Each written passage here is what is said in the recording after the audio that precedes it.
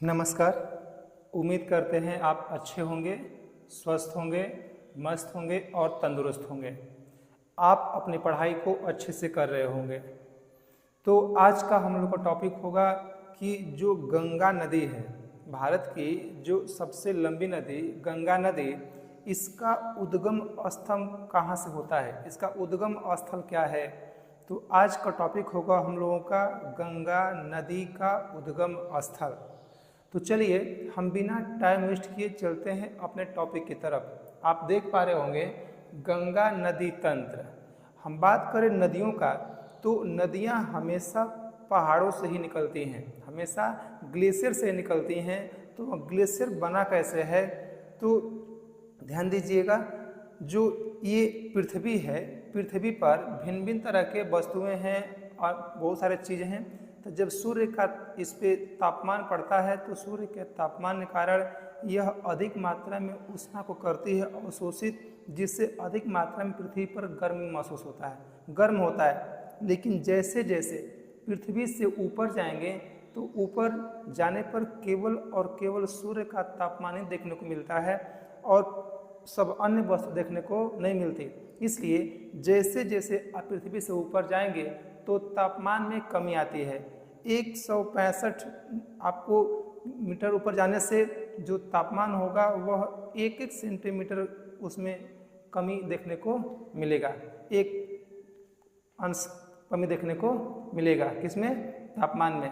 तो जो हवा है, जो ये वातावरण है, इसमें हवा में हमेशा नमी होता है और यही हवा जो ऊपर पर्वत हैं, पर्वत हैं, पहाड़ हैं, उनसे टकरा करके ये धीरे क्या होता है जाकर के जम जाता है और यही जम करके ग्लेशियर का निर्माण करता है। और वही ग्लेशियर जब धूप लगती है तो धूप के माध्यम से जब पिघलता है तो पानी का बहाव या नदियों का निर्माण होता है। तो जो गंगा नदी है वो गंगा नदी कहाँ से निकली है, कैसे निकली है, आइए हम उस पर करते हैं चर्चा।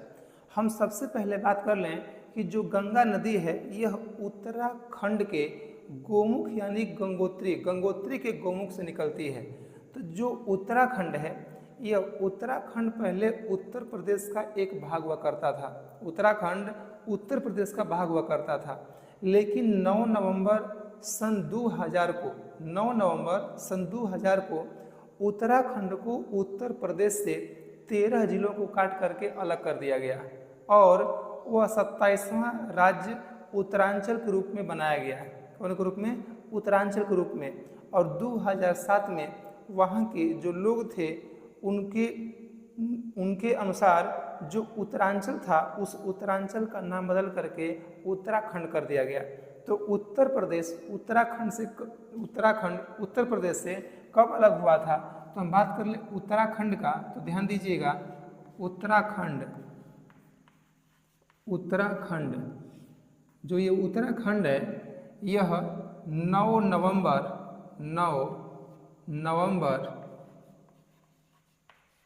नवंबर सन 2000 को उत्तर प्रदेश से अलग हुआ था। उस समय इसका नाम था उत्तरांचल। उस समय इसका क्या नाम था? उत्तरांचल। लेकिन सन 2007 में इसका नाम बदल करके रख दिया गया उत्तराखंड और भारत का 22वां राज्य बना। 27वां राज्य बना। 27वां राज्य बना। कौन? उत्तराखंड। तो जो उत्तराखंड है, उत्तराखंड को हम 2 पार्ट में यहाँ पर बांटें। तो उत्तराखंड, अब देखिएगा ध्यान से, उत्तराखंड मान लीजिए यह उत्तराखंड है, ये उत्तराखंड है और जो उत्तराखंड का इधर का जो क्षेत्र है ये वाला, इसको बोलते हैं कुमायूं।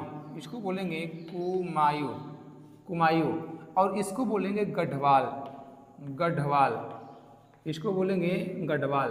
और जो गढ़वाल क्षेत्र है, इस गढ़वाल क्षेत्र में अधिकांशतः ग्लेशियर हैं और ग्लेशियर से ही नदियाँ प्रवाहित होती हैं। तो ग्लेशियर गढ़वाल से कौन सा ग्लेशियर है, कैसे कैसे नदियाँ निकलती हैं, आइए उसको हम लोग सीखते हैं।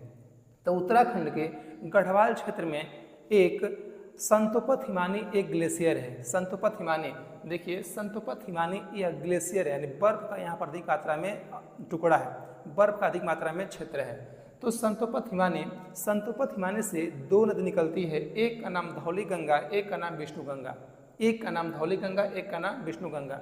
और दोनों नदियों की जो गहराई है वह बराबर होती है, दोनों प्रवाहित होते हुए आगे बढ़ती हैं और दोनों एक दूसरे से मिल जाती हैं। जब दो नदियाँ की गहराई बराबर हो और दोनों एक दूसरे से मिलती हैं तो उस मिलन स्थान को बोलते हैं प्रयाग। क्या बोलते हैं? प्रयाग। और जब दो नदियों की गहराई बराबर होती है तो वहाँ उस नदी का नाम बदल जाता है, वहाँ उस नदी का नाम बदल जाएगा। तो इधर से आई धौली गंगा, इधर से आई विष्णु गंगा, दोनों मिली तो यहाँ जो चौड़ा पार्ट आपको दिख रहा है इसको बोलेंगे अलकनंदा। क्या बोलेंगे? अलकनंदा। इसका मतलब है कि धौली गंगा विष्णु गंगा के मिलने से कौन नदी बनी? अलकनंदा। कौन बनी? अलकनंदा। जो अलकनंदा है यह आगे बढ़ी। एक कौन नदी? अलकनंदा। यहाँ लिख दें, देखिए यह नदी अलकनंदा, अलकनंदा, अलकनंदा नदी। कौन नदी? अलकनंदा। अलकनंदा आगे बढ़ी। एक नदी और जिसका नाम था नंदाकने। नंदाकने एक छोटी छोटी नदियाँ, सब छोटी नदियाँ हैं, इधर उधर भटक रहे थे। ये अलकनंदा बोली नंदाकनी कहाँ भटक रही है, आओ मेरे में मिल जाओ। तो नंदाकनी इधर से आई और आकर कहाँ मिल गई? अलकनंदा में। अलकनंदा में मिल गई। जो अलकनंदा है इसकी गहराई ज़्यादा, नंदानी की गहराई कम। अलकनंदा की गहराई ज़्यादा, नंदाकनी की गहराई कम। आगे बढ़ेगी अलकनंदा। जिसकी गहराई ज़्यादा होती है हमेशा वही नदियाँ आगे बढ़ती है। तो इसकी गहराई ज़्यादा, इसकी गहराई कम, आगे बढ़ी अलकनंदा। जैसे ही आगे बढ़ी एक नदी और मुलाकात हुई जिसका नाम था पिंडार। पिंडार की भी गहराई कम थी और छोटी नदी, ये आकर कहाँ मिल गई? अलकनंदा में। कहाँ मिल गई? अलकनंदा में। इसकी गहराई ज़्यादा, इसकी गहराई कम। आगे बढ़ेगी अलकनंदा, आगे बढ़ेगी अलकनंदा, आगे बढ़ी अलकनंदा।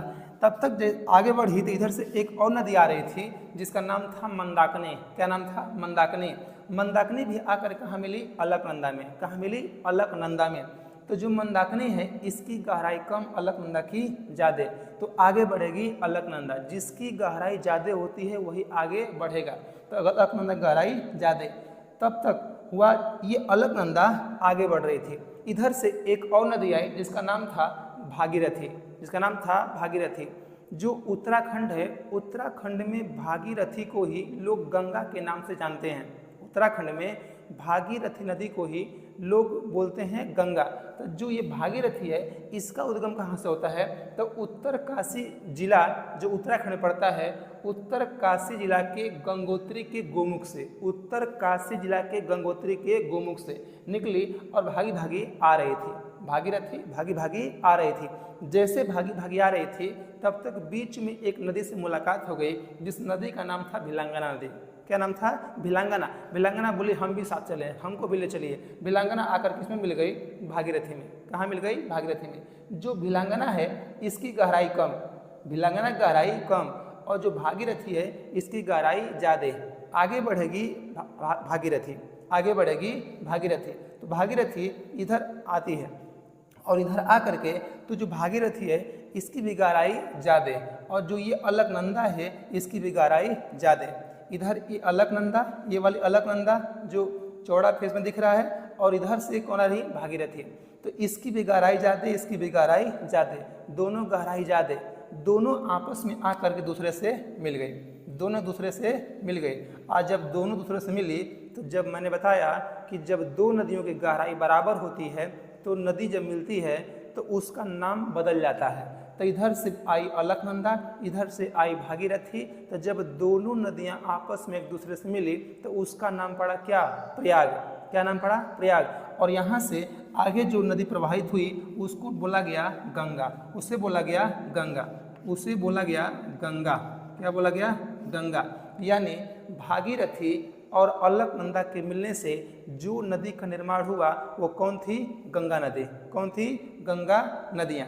तो देखिए जहाँ जहाँ जो जब दो नदियाँ आपस में एक दूसरे से मिलती है उसको बोलते हैं प्रयाग, उसे बोलते हैं प्रयाग। तो यहाँ धौली गंगा, विष्णु गंगा, इसे बोलेंगे विष्णु प्रयाग। क्या बोलेंगे?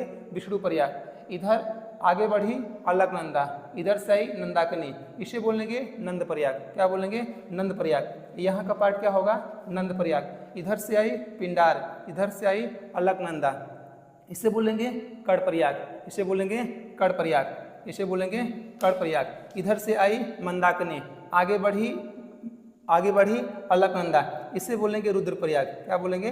रुद्रप्रयाग। इधर से आई भागीरथी, इधर से आई अलकनंदा, तो अलकनंदा और भागीरथी, अलकनंदा भागीरथी इसको मिले तो इसको बोलेंगे देवप्रयाग। क्या बोलेंगे? देवप्रयाग। एक बार पुनः सुनिए ध्यान से आप, देखिए संतोपत हिमानी, संतोपत हिमानी से दो नदियाँ कौन कौन? धौली गंगा, विष्णु गंगा।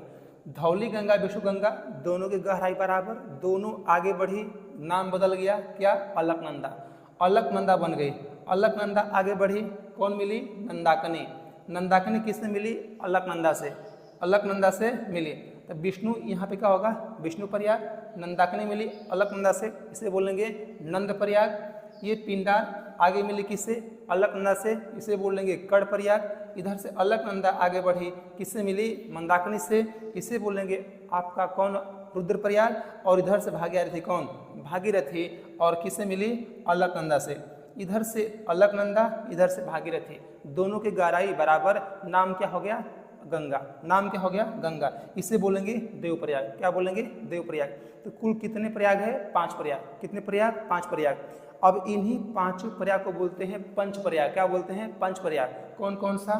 तो विष्णु प्रयाग, विष्णु प्रयाग, नंद प्रयाग, यहाँ पर कड़ प्रयाग, यहाँ पर रुद्र प्रयाग और यहाँ पर देव प्रयाग।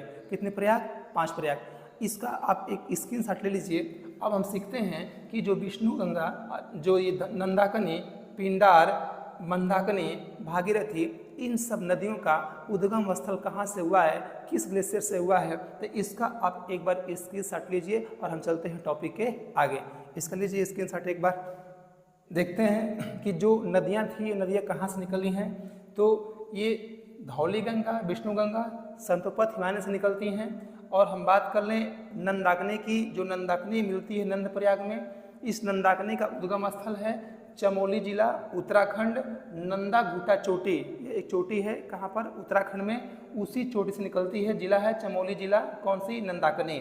नेक्स्ट पिंडार नदी, जो पिंडार नदी है इसका उद्गम कहाँ से है? तो बागेश्वर जिला, उत्तराखंड का एक जिला है जिसका नाम है बागेश्वर जिला।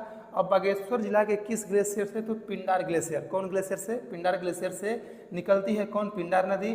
और कहाँ मिलती है? अलकनंदा से कड़ प्रयाग का निर्माण करती है। नेक्स्ट इधर देखें मंदाकिनी, जो मंदाकिनी नदी है इसका उद्गम होता है केदारनाथ से। किससे होगा? केदारनाथ से।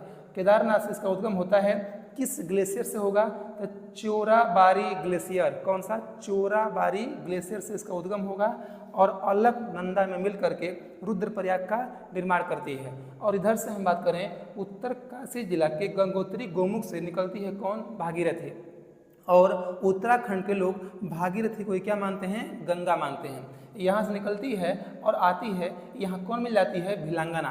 कौन मिलती है? भिलांगना। जो भिलांगना है, भिलांगना का जो उद्गम स्थल है वो कहाँ से है? तो खतलिंग ग्लेशियर से। कहाँ से? खतलिंग ग्लेशियर। और जब भागीरथी और भिलांगना जब मिलते हैं तो इनके मिलन स्थान पर एक बांध बना है जिसका नाम है टिहरी बांध।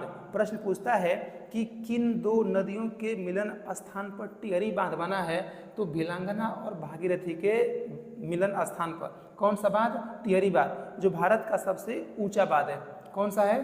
टिहरी बांध। और जब जब ऊंचा बांध होता है तो उसके सपोर्ट में एक छोटा बांध होता है, उसको बोलते हैं यहाँ पर जो टिहरी बांध है, टिहरी बांध के बाद भी एक यहाँ पर और बांध, इसको बोलते हैं गोमतेश्वर बांध। क्या बोलेंगे? गोमतेश्वर बांध। यहाँ से वह आगे बढ़ती हुई आती है कौन? ये भागीरथी। और आ करके अलकनंदा में मिल जाती है और अलकनंदा मिल करके देवप्रयाग का निर्माण करती है। किसका निर्माण करती है? तो देवप्रयाग का निर्माण करती है। और अलकनंदा और ये जो भागीरथी है इसके मिलने से जो नदी बनती है उसे क्या बोलते हैं? गंगा नदी बोलते हैं। क्या बोलते हैं? गंगा नदी बोलते हैं। यहाँ तक कोई दिक्कत नहीं। एक बार इसको आप ध्यान से देखिए कि संतोपत हिमानी से दो नदियाँ, धौली गंगा, विष्णु गंगा। कौन प्रयाग? विष्णु प्रयाग। इसके बाद अलकनंदा, नंदाकिनी। कौन प्रयाग? नंद प्रयाग। अलकनंदा, पिंडार। कौन नदी? कड़ प्रयाग। कौन प्रयाग? कड़ प्रयाग। इसके बाद अलकनंदा मंदाकिनी कौन, रुद्रप्रयाग, और अलकनंदा भागीरथी कौन सा आपका देवप्रयाग। तो कुल कितने प्रयाग है, 5 प्रयाग। इसको कैसे हम याद रखेंगे, याद करने का तरीका इसको अलग अलग है, ध्यान दीजिएगा। जो कृष्ण भगवान थे, कृष्ण भगवान अवतार लिए, तो विष्णु भगवान अवतार लिए, तो उसका बोला विष्णु प्रयाग। विष्णु भगवान अवतार लिए, उन्हें कहा गया विष्णु प्रयाग, याद कर लेंगे विष्णु से विष्णु प्रयाग। और जब वो कृष्ण भगवान विष्णु जब छोटे थे तो उनका बोलते थे लोग बोलते थे नंद हरे गोपाल हरे, तो नंद से क्या करेंगे, नंद प्रयाग, नंद से नंद प्रयाग। जब थोड़ा बड़े हुए तो लोगों को देखा कि लोग अपने अपने जो कान है उसमें कुंडल शोभित कर रहे हैं, इन्होंने भी कुंडल शोभित करने की मांग कर दी, तो कान में क्या पहने, कुंडल, तो क्या हो गया, कड़ प्रयाग, क से कुंडल, क से कड़ प्रयाग। और इसके बाद जब कुंडल पहन लिए तो जो जो आता है इसमें माला पहनने के लिए उसको बोलते हैं रुद्र, क्या बोलते हैं, रुद्र, तो उससे बोले रुद्र प्रयाग। और जब इधर से जो छोटे थे बच्चे थे तो नंद प्रयाग, बड़े हुए कान में कुंडल पहन लिए कड़ प्रयाग, और बड़े हुए कान में और जो गले में क्या पहन लिए, रुद्रमाला पहन लिए। आज जब सब कुछ पहन लिए तो वो देखने में कैसे लगने लगे, देवों की तरह, तो क्या बन गए, देव प्रयाग। देखने में बिल्कुल देव की तरह दिखने लगे तो क्या बन गए, देव प्रयाग। इस तरह से कुल कितने प्रयाग है, 5 प्रयाग। कितने प्रयाग, 5 प्रयाग।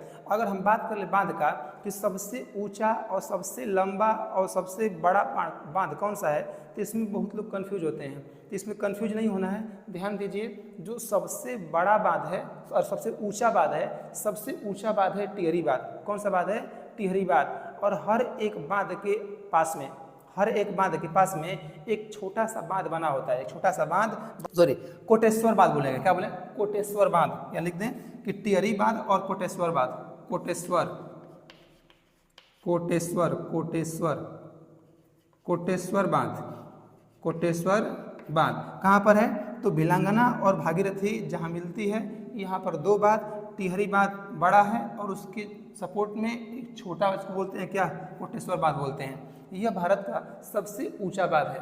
और हम बात करें सबसे लंबा बांध, तो सबसे लंबा बांध कौन सा है, तो हीराकुंड बांध। कौन सा है, हीराकुंड बांध। ये कहाँ पर है, तो महानदी, किस नदी पर, महानदी पर। और सबसे हम बड़ा बात कर लें, सबसे बड़ा, तो बड़ा में है आपका भाखड़ा नांगल बांध। कौन सा है, भाखड़ा नांगल बांध। जो भाखड़ा है वो अलग है और नांगल है वह अलग है, तो भाखड़ा बड़ा है और नांगल छोटा है, भाखड़ा बड़ा और नांगल छोटा है। तो यह बड़ा छोटा आप ध्यान देंगे। सबसे ऊंचा बात कौन सा है, टिहरी बात। सबसे लंबा बात कौन सा है, सबसे लंबा बात तो हीराकुंड बात। और सबसे बड़ा बात कौन सा है, तो भाखड़ा नांगल बात, भाखड़ा नांगल बात। उम्मीद करते हैं आपको यह नदी समझ में आया होगा। तो आज के लिए इतना ही। जैसा आपको लगा होगा आप कमेंट बॉक्स में अपने विचार दीजिएगा। इसको आप 2-3 बार इसको देखने का प्रयास कीजिएगा, रिवाइज कीजिएगा, यह चीज़ें आपको बिल्कुल अच्छी तरह से याद हो जाएगी। तो आज के लिए इतना ही। कमेंट बॉक्स में विचार देने का काम जरूर कीजिएगा। तो नमस्कार, धन्यवाद।